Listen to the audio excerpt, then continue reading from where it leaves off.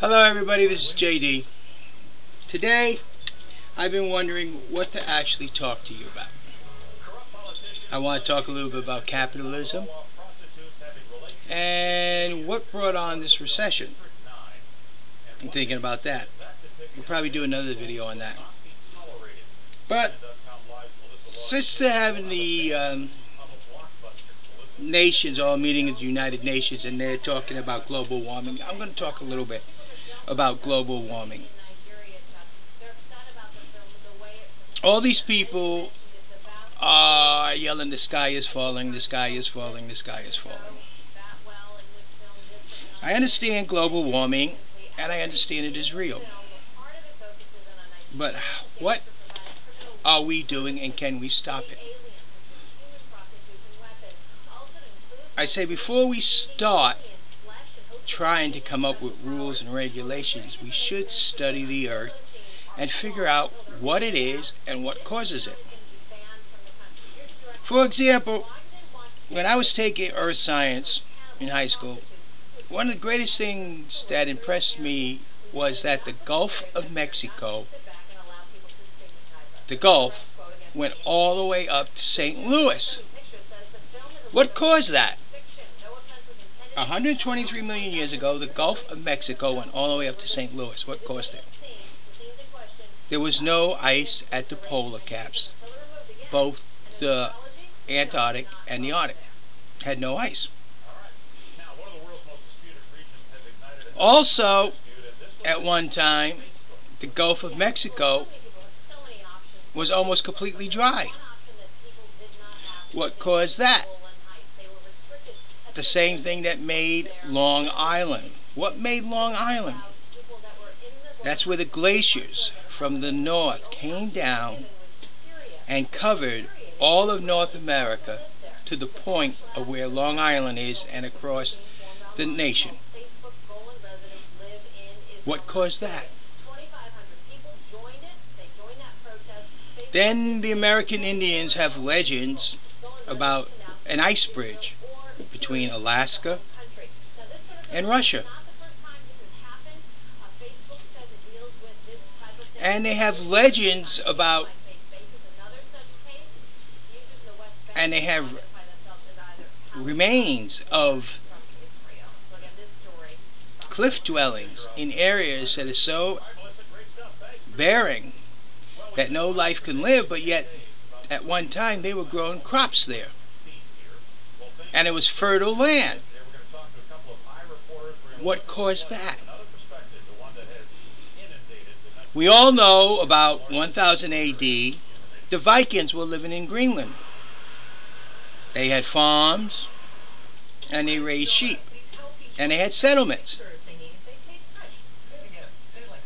But today they can't, because it's too cold.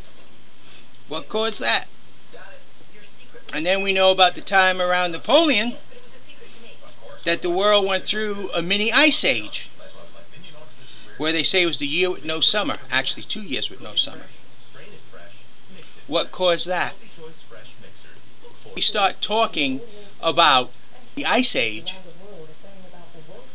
and global warming, we have to understand the earth. We do know that it goes through a cycle of about every 50 million years in which the earth is totally covered with ice from pole to pole. About halfway through that cycle, it is totally covered with plants from pole to pole. And then at the end of that 50 million years, it's back to totally covered with ice from pole to pole. Or we could say it goes through a 50 million year cycle where the earth is totally covered with plants from pole to pole. And about halfway through that, it's totally covered with ice from pole to pole. And then it's totally covered with plants at the end of that 50 million years. What causes that? That's long before man ever got on this planet. Long before man burnt his first log. Long before man put his first carbon in the atmosphere. What caused all those global warmings and global coolings? Can we stop global warming, we need to understand the planet. I do not disagree with cleaning the atmosphere. I do not disagree with reducing our pollution as much as we can. But what effect is it really having? Are we really causing global warming, or is global warming a normal cyclic event on this planet? Also, they talk about the sun increasing its temperature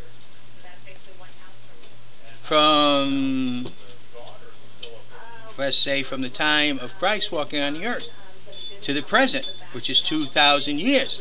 The temperature of the sun's surface has increased. Well, would that cause, and what effect would that have on the earth? It does happen. These are things people need to understand. Before you start yelling, the sky is falling, the sky is falling. We have global warming. We are the cause. We need time to stand back and look. We need time to examine the earth and really what is going on. Mankind, as far as the development of the earth, is minuscule in the time that the earth exists. Are we part of evolution? Are we part of the normal changes of the planet? Or are we causing our own demise? The truth is, for us to understand and correct anything, we need to know what really is going on. We don't need to panic. We need to understand our planet. We need to understand its cycles. Not just study geology, but the atmosphere. The cycles the earth goes through. The climate changes, it has happened. Explain to me why at one time Greenland was covered with jungles and ferns, and now it's covered with ice. How did the ferns get there at one time? Explain to me how on top of the Rocky Mountains you have traces of ocean. How did it get there? Explain to me the salt in the salt flats in Nevada and how it got there. Before you start running and yelling about global warming, you need to understand the earth. Look at the American Indian and their heritage with being one with the earth. Understand the earth is our home. We can have our backyard as a junkyard, or we can have our backyard as a garden. It's our choice. But don't panic and start yelling things that aren't so. We need to look around us, we need to understand, and then we need to prepare ourselves for what's coming down the road. This global warming might be quickly, abruptly changed to global freezing. Could we support life with half the earth covered in ice? That's a question. Right now, if we store up and prepare for that, yes, we can. But as we stand right now, could we, if in 100 years half the northern hemisphere and half the southern hemisphere is covered in ice, could we support life on this planet as we know it? Think about that. This is JD. Have a nice day.